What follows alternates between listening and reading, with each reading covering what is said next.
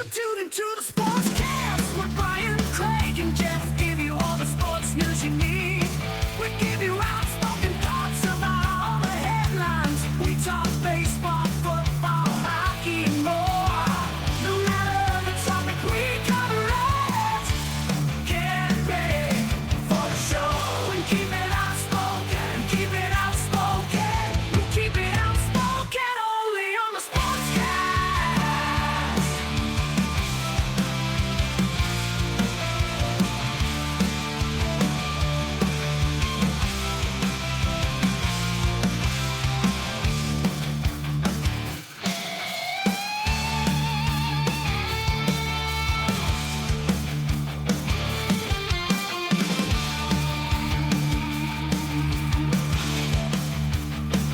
Tune into the Sportscast with Brian, Craig, and Jeff. Give you all the sports news you need.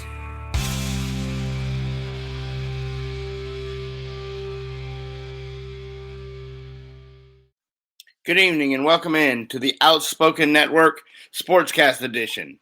My name is Craig. I'm going to cover the NHL playoffs and do a hockey hat trick on the bracket for the NFL or the NHL season and break down each series and tell you who we think is going to win and how it's going to go and highlight how the NHL season played out right after this.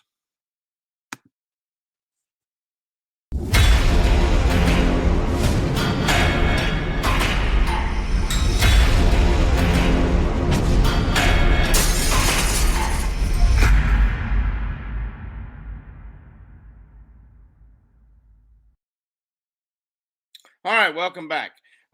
This is Craig's Hockey Hat Trick Playoff Edition in the quest for the Stanley Cup. The NHL season ended on Saturday evening, and the Boston Bruins had a season unlike any other. Had the most wins in NHL history, the most points in NHL history. They had 65 wins and 135 points. Both were top in the NHL forever. That's a season that just doesn't ever happen. They are clearly the one seed in the Eastern Conference and in the complete NHL at this point. But boy, the NHL didn't, do them any favors. They draw the Florida Panthers in the opening round, and it's going to be tougher than what it should be. Personally, I still think they can win. The Florida Panthers head coach said, we're going to walk in and claw and scratch and do whatever we need to do to eliminate the President Cup trophy winner, round one. And while you would think that's unheard of in most playoff brackets and most playoff scenarios, in the NHL, it's not that uncommon. A lot of teams go have record-breaking seasons and lose in the first round. I don't think that's the case in this one. I think Boston goes in and uses the fuel from what Florida's talking about and what Florida's doing to win this series. I believe it goes 6 games, but I believe Boston comes out and advances in this series and moves on to the next round. The 2 seed in the Eastern Conference is the Toronto Maple Leafs, and they draw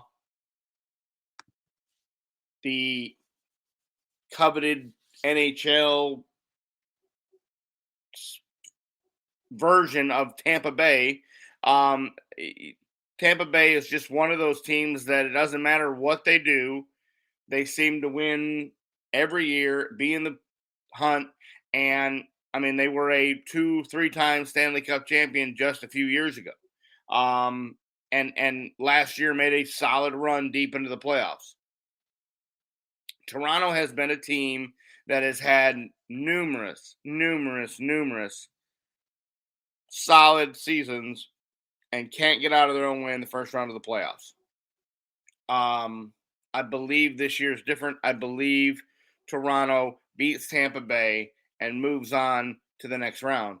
But if you want to talk about upset alert, keep an eye on this series. You can very easily see that Tampa comes in and shocks the Toronto Maple Leafs and sends them home in the first round like they've had the last couple years. And so that'll be the series that I'm paying very close attention to, as to see if Toronto can break their first round bad luck um, in this year's playoffs and finally march towards the cup that they've been trying to get. The other series in the East is Carolina and New York. Carolina is the other division winner, and they are playing the New York Islanders. They're playing the Islanders. I believe Carolina, that's a team that was very quiet all year long, but they just kept winning. And Carolina had 113 points and just got past the Devils, who had 112 on the last night to secure that spot and make sure they had a better draw. They're going to get a better draw in the Islanders. I believe that Carolina wins that series and advances. That's just Carolina's a really solid hockey team, top to bottom. They've had really solid goaltending. They're scoring goals. The Islanders I think they're a year or two away before they really make a big impression. And then the final series in the East is the Devils and the Rangers. And this is a little bit disappointing for the New York Rangers, because here's a team that is very young, very upcoming, and you expected them to be a little bit higher in the seeding, have a little bit better season than they had.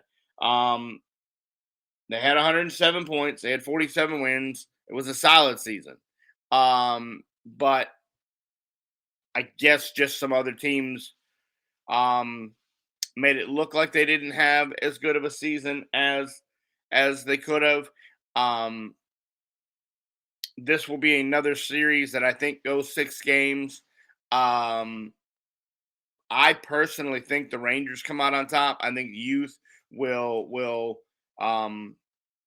advance in this round. I think the Devils are a little bit of an older team, and when you get into the playoffs and play every other night, and you just might to see New Jersey wear down a little bit and not be as strong in the later games. And I think the Rangers have solid goaltending. They have some really fast skaters, really good kids that are around the net all the time, in good positioning. They pass the puck, and I just think that the Rangers have talent wise enough to get by the Devils. So in the East, I have Boston, Toronto, and the Rangers advancing.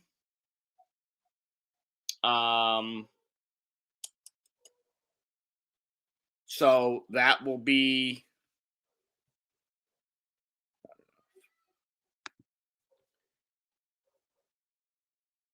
Boston, Toronto, Carolina, and the Rangers. So those are the 4 teams that I have advancing. In the East to go to the second round. It will be I think all the series, there won't be one that if there's one that's going to be less than 6 games, I believe it's Carolina and the Islanders. I think Carolina can win in 5. Everything else I think goes 6, and I think Tampa Bay and Toronto could very possibly go the full 7. So there's that for the Eastern Conference. Now, on the West side, Colorado finished the year stronger than I had anticipated, because they had a couple really key injuries that I thought were going to hold them out, in Cale Makar and another defenseman. that they had, and it didn't affect them. They won the last two games and passed Dallas on the last night of the season to win the Central by a point. So they are going to go and play the Seattle Kraken, who is an expansion team in their second year, and they make the playoffs. So what they're really doing in Seattle is very impressive, to make your playoffs in your second year and not be a wild card. Actually, they were the wild card, but to make the playoffs and have a very solid season. Seattle was the number one wild card, had 100 points, had 46 wins, had a very very very solid season for being a second year expansion franchise. So that series will go probably 6 games. I think Colorado's just too fast, just too tough. I don't think Seattle has enough yet to compete with the big guns. So I think Colorado advances there and moves on to the next round. The next series you have is Dallas and Minnesota, and for the season Dallas had, this was a bad draw. On the last night of the season, you would have much rather had Seattle. You would have much rather played them in the opening series, but you eventually got to play everybody. So Minnesota finished the season very strongly, and was hot probably the last most of March, part of April. They finished very strong. It'll be a really good series. I think Jake Ottinger is the standout. I think that's where Dallas wins the series, is goaltending. In his last month of the season, after letting up a bunch of goals in a back-to-back game, he said he was terrible and said he needed to reevaluate what he was doing. And the last 10 games of the season, his goals against average was about 1.28. So just a little over a goal a game. Had 2 shutouts the last week of the season. Beat a very good Vegas team in a shootout with a toe blade save. I believe Dallas wins this series and continues on and eliminates Minnesota. But again, this could very easily go either way. I think this series goes 6 or 7. I think Dallas having home ice advantage is a huge advantage. The crowd in Dallas is extremely loud and gets behind their team, and that the American Airlines Center will be packed out for all the games that are there. So I think Dallas advances there. The Vegas Golden Knights play Winnipeg. Vegas had another season last year after being the expansion team and making the playoffs every year. Last year was the first year they didn't. If you remember, they fired their coach, Pete DeBoer, who is now in Dallas and having the season there. But they picked up right where they left off. They had a very, very solid season. 111 points. Just absolutely solid. That team is fast. That team is young. That team has a longtime goaltender in Marc-Andre Fleury, who in the playoffs seems to step up and really make things difficult on teams to score. I believe Vegas wins this series. Winnipeg will give them some games. I think it goes 6. But I think Vegas comes out victorious in that. And so on to the final series, Edmonton and the LA Kings. The Kings had a very quiet season. Nobody really talked about them all year. They just did what they did, and still had 104 points. Edmonton had 109 and had a very solid season. Edmonton has home ice advantage. I think Edmonton advances in this series. Um, they just have solid top rosters. Their top line is better. I think the Kings are young. I think the Kings are a very young deal. I think they're probably a year or two away. Um, so I believe that um, Edmonton beats the Los Angeles Kings and advances. So in the West, I have Colorado, Dallas, the Vegas Golden Knights, and the Edmonton Oilers going on to round two of the playoffs. Um,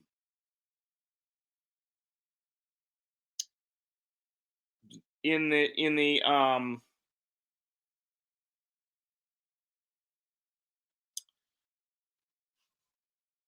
individual stats, Connor McDavid had a season that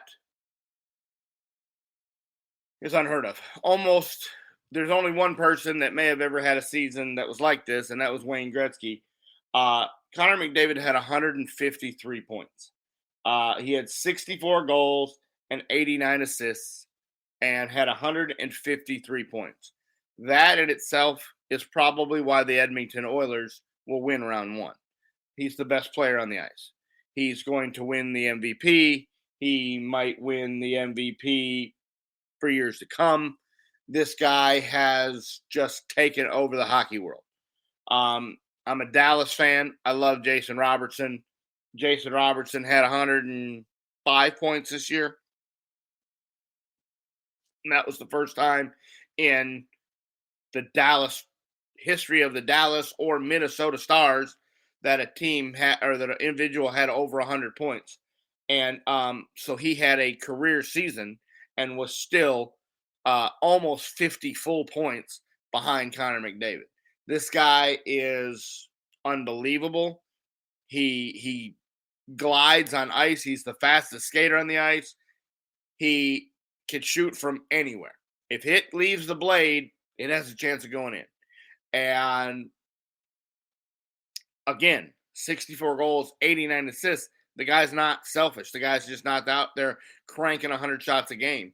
He is involving everybody involved in the team.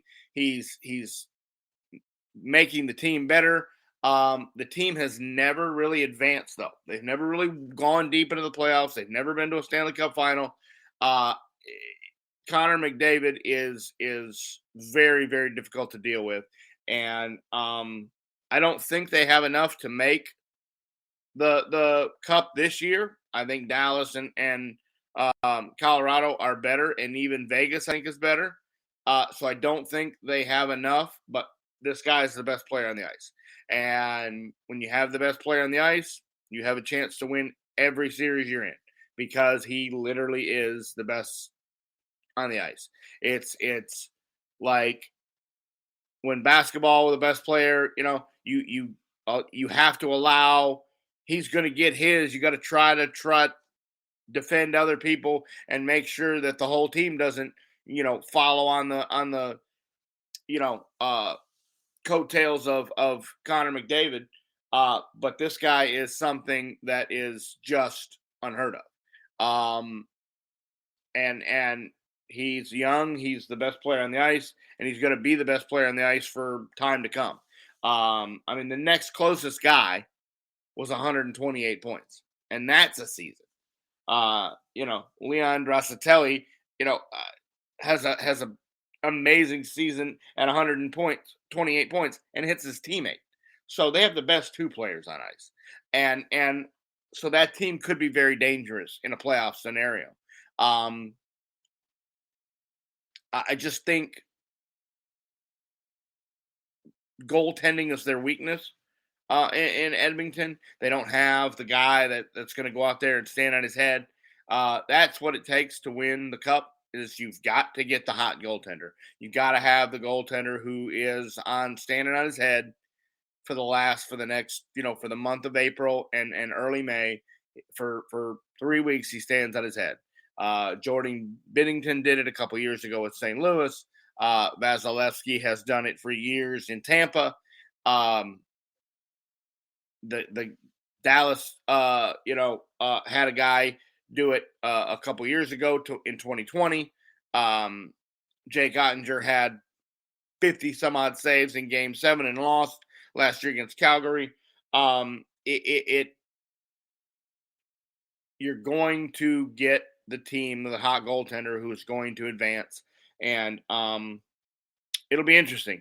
To me, these are the favorite playoff run. The time hockey playoffs are just the best. That trophy to me is the most meaningful. Yeah, the World Series is nice, the NFL is nice, but the Stanley Cup is just something that um, you would love to be able to get your hands on one time and take a photo with it, and just not a lot of other people want to go see the World Series trophy or the NFL Super Bowl trophy. The Stanley Cup is the one that everybody will take their photo with and try to drink out of, and we're gonna hope this year that it makes it out of the championship celebration without being all dented up like Colorado did last year. I don't think Colorado has enough to repeat. I think they've got some injuries. I think they finished okay, but I don't think they have enough to advance and repeat. I could be wrong, but I just believe that there's some other teams, Edmonton, Vegas, Dallas. The Western Conference is going to be brutal right down to the end. The East, I don't think it's going to be as brutal or as nail biting. I believe Boston is the overall favorite. And unless they really have an injury or really stub their toe, honestly, I think the Boston Bruins win the Stanley Cup this year. That's probably a spoiler for the next couple episodes, as I will do this again after round one, and we will re-rank the teams and see who is still the favorite. But I believe the Boston Bruins have a clear. No one's had a season like they had. 65-12 is almost unheard of. 135 points is unheard of. And I think they're the clear cut number one right now. And so that will be it for this week's episode. We will revisit after the first round comes to a close, and we will re-talk about the next series that come. Hopefully, as a Stars fan, we are still talking about Dallas Stars hockey. They got a tough draw in Minnesota. I would have much rather played Seattle, and was definitely hoping for that and trying to do that. But you got to play who's in front of you. Again, to summarize, I think Colorado, Dallas, Edmonton, and Vegas advance in the East. And I think Boston, Toronto, Carolina, and the Rangers advance in the West. And we will see. Playoffs start tomorrow night, and we will be ready. So I appreciate you joining me this evening. We will revisit this after round one. Have a wonderful night. God bless, and remember, keep it outspoken.